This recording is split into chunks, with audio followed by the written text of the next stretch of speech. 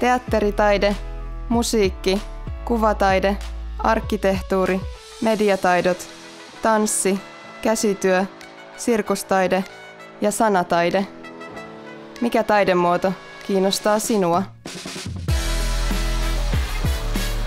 Saavutettavuus ja tasa-arvo ovat Kaskisten, Korsnäsin, Kristiinankaupungin, Maalahden ja Närpiön taidekasvatuksen suurimmat haasteet. Skaappa-hankkeen 5 kunnan tasa-arvoinen taideopetusprojekti haluaa saada aikaan muutoksen. Missiomme on vahvistaa ja laajentaa lasten ja nuorten taidekasvatusta. Taidekasvatus parantaa oloamme.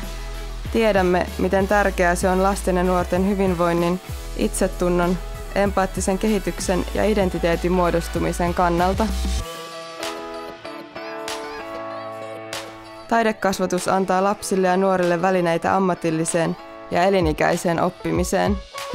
Taiteen tekeminen tuo mukanaan iloa ja yhteenkuuluvuutta. Mitä haluat tehdä vapaa-ajallasi? Mikä taidemuoto kiinnostaa sinua?